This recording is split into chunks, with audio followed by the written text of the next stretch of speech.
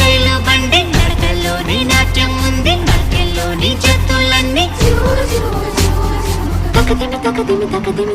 అలసట లేని సంగీతాన్ని వినిపిస్తుందండి. మనుషుల మధ్య దూరాలన్నీ చెరిపిస్తుంది రైలు బండి.